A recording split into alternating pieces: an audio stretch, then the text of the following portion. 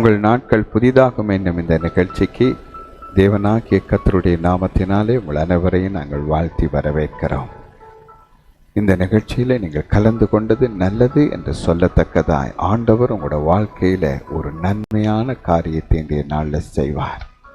ஆதலால் நீங்கள் தேவனுடைய வார்த்தையை விசுவாசியுங்கள். அப்பொழுது உங்களுடைய நாட்கள், உங்களுடைய வாழ்க்கை, உங்களுடைய காரியங்கள் எல்லாம் புதிதாகும். பழையவர்கள் எல்லாம் ஒழிந்து போகும். ஆமென். ஆகவே இன்றைய நாளில் நான் உங்களுக்காக ஒரு வேத வசனத்தை வாசிக்க விரும்புகிறேன். நீங்கள் என்னோடு இணைந்து இந்த வசனத்தை கேட்டு என்னோடு இணைந்து இந்த பிரார்த்தனையை செய்வீர்களானால் உங்களோட வாழ்க்கையில் நிச்சயமாக இயேசு ஒரு அற்புதத்தை செய்வார். ஆமென்.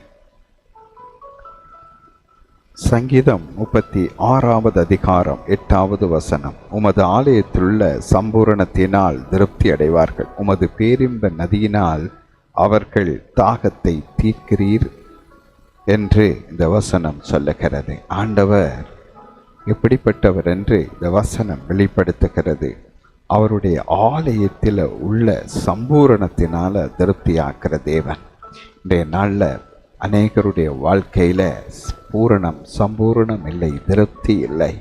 நிறைய கவலைகள், நிறைய துன்பங்கள், நிறைய வியாதிகள், பிரச்சனைகள், சமாதானமின்மைகள், போராட்டங்கள், பலவிதமான ஏமாற்றங்கள், துரோகங்கள், துக்கங்கள் அவருடைய வாழ்க்கையை வாட்டி வதைக்கிறதை பார்க்கிறோம். ஒருவேளை உங்களுக்கு அப்படிப்பட்ட காரியங்கள் அநேகம் இருக்கலாம். அநேக காயங்கள் உங்களோட உள்ளத்தில் காணப்படலாம். யாரிடமும் சொல்ல முடியாதபடி உங்களோட உள்ளம் தத்தளிப்பினால நிரம்பலாம், தவிக்கலாம். நீங்கள் வெளியிலே சொல்ல முடியாத அநேக காரியங்கள்னாலே நீங்கள் தவித்து சிக்கிக்கொண்டு இருக்கலாம். ஒருவேளை நாம் வாழ்வதை விட சாகிறது நல்லது என்று சொல்லி நீங்கள் மரணத்தை தேடி ஓடலாம். மரணத்துக்கு பிற்பாடு ஒரு வாழ்க்கை உண்டு. உங்களுக்கு தெரியுமா? பூமியில் வாழுகிற வாழ்க்கை ஒரு கொஞ்ச காலம், 60, 70, 80 அவ்வளவு தான், 100. ஆனால் மரணத்துக்கு பிற்பாடு வாழ போகிற வாழ்க்கை அழிவில்லாத வாழ்க்கை, நித்தியமாய் என்றென்றும் வாழுகிற ஒரு வாழ்க்கையை இயேசு வைத்திருக்கிறார். அந்த வாழ்க்கைக்கு பேர் நித்திய ஜீவ வாழ்க்கை. அந்த வாழ்க்கையில் கண்ணீர் இல்லை, துக்கம் இல்லை, வேதனை இல்லை, வியாகுலம் இல்லை, ஒரு பிரச்சனையும் இல்லை. உங்களை உருவாக்கின தெய்வம் இயேசுவோடு கூட ஜுகமாய் நீங்கள் வாழ்ந்திருக்கும்படி இயேசு உங்களை அழைக்கிறார். அதனால தான் வேதம் சொல்லுகிறது, ஆலயத்துக்கு வந்தால் உங்களோட வாழ்க்கையில் நீங்கள் திருப்தி அடைவீர்கள் என்று. தேவனுடைய ஆலயத்துக்கு போய் பாருங்கள். அங்கே தேவன் ஒரு படமாகவோ ஒரு உருவமாகவோ ஒரு சிற்பமாய் செதுக்கப்பட்டவரோ இருக்கிறவர் அல்ல. அவர் உயிரோடு இருக்கிறார். இயேசு சொன்னார், இது மரித்தேன், ஆனாலும் இதோ சதா காலங்களிலும் உயிரோடு இருக்கிறேன். உயிரோடு இருக்கிறவர் தேவனுடைய ஆலயத்தில் வருவார். வேதம் சொல்லுகிறது, நீங்களே அந்த ஆலயம். உங்களுடைய இருதயம் தானாம் தேவனுடைய ஆலயம். அந்த ஆலயத்துக்குள்ள இயேசு வருவாராம். அப்பொழுது இந்த ஆலயத்துக்குள்ளே இயேசு வந்தால் உங்களோட வாழ்க்கையில் என்ன நடக்குமாம்? அவர் சொல்லுகிறார், ஆலயத்துக்கு வந்தால் திருப்தி அடைவார்கள் என்று. என்ன குறைவு இருந்தாலும் சகலத்தை திருப்தியாக்குற தேவன் இயேசு. இதோ உங்களோட வாழ்க்கையில் திருப்தி இல்லை, வேதனையும் வியாகுலமும் பிரச்சனைகளும் போராட்டங்களும் துக்கங்களும் கவலைகளுமே நிரம்பி நிற்கிறது. ஆகவே இவைகளோடு தொடர்ந்து வாழ்ந்து இந்த வாழ்க்கையை ஓடி முடிக்க போறீங்களா இல்லையா? இன்றைக்கு ஒரு தீர்மானம் எடுங்க. இயேசு உங்களை நேசிக்கிறார், உங்களோட வாழ்க்கையை மாற்ற விரும்புகிறார். உங்களோட இருதயமாகிய ஆலயத்துக்குள்ள அவர் வர விரும்புகிறார். அவர் வந்தால், ஆலயத்துக்கு நீங்கள் வந்தால், அதாவது அந்த உங்களுடைய இருதயமாகிய ஆலயத்தை நீங்கள் பரிசுத்தப்படுத்தி கொண்டால் இயேசு உங்களுக்குள்ள வருவார். இயேசு உங்களோட ஆலயத்துக்குள்ள வரும்போது சகலதும் திருப்தியாக இருக்கும், சந்தோஷமாக இருக்கும், மகிழ்ச்சியாக இருக்கும். ஒரு குறைவும் இல்லாதபடி சகலதும் பரிபூரணப்பட்டு சம்பூரணமாய் இருக்கும் என்று வேதம் சொல்லுகிறது.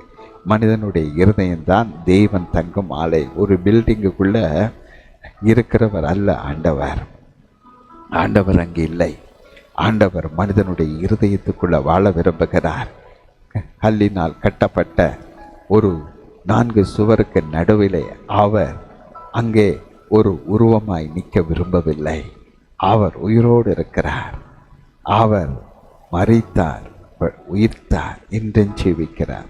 இந்த உலகத்தில் வந்து உலகத்தில் உள்ள ஒவ்வொரு மனிதனுடைய பாவங்கள், சாபங்கள், வியாதிகள், துக்கங்கள் எல்லாவற்றையும் இயேசு தன் சரீரத்தில் ஏற்று அவர் சிலுவை மேலே சுமந்து தீர்த்தார். உங்களுக்காக அதை செய்தார்.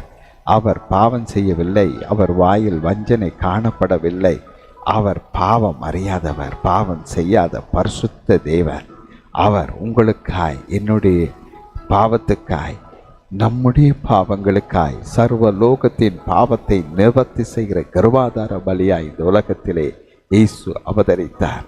உலகத்தின் பாவத்தை சுமந்து தீர்த்த தேவ ஆட்டுக்குட்டியாய் இயேசு இந்த உலகத்துக்கு வந்தார். நீங்கள் நானும் தேவனுடைய ஆலயமாய் மாறி தேவனாகிய இயேசு அந்த ஆலயத்தில் கத்தாதி கத்தராய் வந்து ராஜரீகம் செய்து வாழ வேண்டும் என்று அவர் விரும்பினார். நீங்கள் தேடுகிற கட்டடங்களுக்குள் அவர் இல்லை. நீங்கள் தேடுகிற பிரமாண்டமாய் கட்டப்பட்ட பெரிய பெரிய மாளிகைகளை போல கட்டி உயர்த்தப்பட்ட தேவாலயங்களுக்குள் இயேசு இல்லை. இயேசு 1 கொரிந்தியர் 3:16 வேதம் சொல்லுகிறபடி நீங்களே தேவனுடைய ஆலயமாய் இருக்கிறீர்கள். அந்த ஆலயத்துக்குள்ள வர விரும்புகிறார். அவர் வர விரும்பினால் அவர் ராஜாதி ராஜா. அவர் இருக்கிறதுக்கு ஒரு சிங்காசனம் வேணும். உங்களோட ஆலயத்திலே அழுக்குகள் சுத்திகரிக்கப்பட வேண்டும். உங்களுடைய இருதயத்திலே கோபங்கள், கசப்புகள், எவ்வளவு விதமான பாவங்கள் உள்ளே இருக்கிறது. நான் என் தாயின் கர்ப்பத்தில் பாவத்தில் உருவாக்கப்பட்டேன் என்று சொல்லி வேதம் சொல்லுகிறது. இது எந்த தாயை குறித்து சொல்லப்படுகிறது? இந்த மனுக்குலத்தின் முதலாவது தாயை குறித்து சொல்லப்படுகிறது. ஆதி தாய் ஈருடைய வழியில் வந்த அனைவரும் பாவம் அவர்களை சூழ்ந்து கொண்டது, ஆண்டு கொண்டது என்று வேதம் சொல்லுகிறது. அதனால் ஆண்டவர் இயேசு மீண்டும் வரப்போகிறார். அவர் மரித்து உயிர்த்தெழுந்து இன்றும் உயிரோடு இருக்கிற தேவன். இயேசு உயிரோடு இருக்கிறார். பாருங்கள், மரணத்தை ஜெயித்தது அவர் ஒருவர் தான். காரணம், அவர் ஒருவரே தேவனாக இருக்கிறாரு. பிரியமானவர்களே, இந்த நாளில் நீங்கள் உங்களுடைய இருதயத்தை தேவனுடைய ஆலயமாய் மாற்றும்படி ஒப்புக்கொடுங்கள். அப்பொழுது இயேசு உங்களுக்குள்ளே வருவார். உமது ஆலயத்தில் உள்ள சம்பூரணத்தினால் திருப்தி அடைவார்கள். உமது பேரின்ப நதியினால் அவருடைய தாகத்தை தீர்க்கிறேன் என்று நாங்கள் வாசித்தது போல வசனத்தை அவர் உங்களை தம்முடைய நன்மையினால் திருப்தியாக்க போகிறார். உங்களோட வாழ்க்கைக்கு தேவையான சகல ஆசீர்வாதங்களும் உங்கள் இருதயமாகிய ஆலயத்துக்குள்ளே இயேசு வைக்க போகிறார். ஒவ்வொரு நன்மைகளையும் அங்கே வைக்க போகிறார். நீங்கள் திருப்தி அடையக்கூடிய ஒவ்வொரு காரியங்களையும் அங்கே வைக்க போகிறார். ஆனால் இயேசு வந்தால் தான் நீங்கள் தேவ ஆலயமாக இருக்கலாம். இயேசு இல்லாவிட்டால் அது ஆலயமே கிடையாது. ஆகவே இன்றைய நாளில் இந்த இயேசு உங்களுக்கு வேண்டுமானால் என்னோடு சேர்ந்து இந்த பிரார்த்தனையை செய்யுங்கள். இயேசு உங்களுக்குள்ள வருவார். உங்களுடைய இருதயத்தை தன்னுடைய ஆலயமாய் மாற்றி அந்த ஆலயத்துக்குள்ளே அவர் வந்து வாசம் பண்ணுவார். ஆகவே இயேசு சிலுவையில் சிந்தின ரத்தம் உங்களுடைய இருதயத்தை கழுவி சுத்திகரித்து தேவாலயமாய் பரிசுத்தப்படுத்தும். அப்பொழுது கர்த்தராகிய இயேசு உள்ளே வருவார். அப்பொழுது உங்கள் ஆலயத்தில் உள்ள சம்பூரணத்தினால திருப்தி அடைவீர்கள். உங்கள் வாழ்க்கைக்கு தேவையான அனைத்தும் அங்கே இருக்கும்.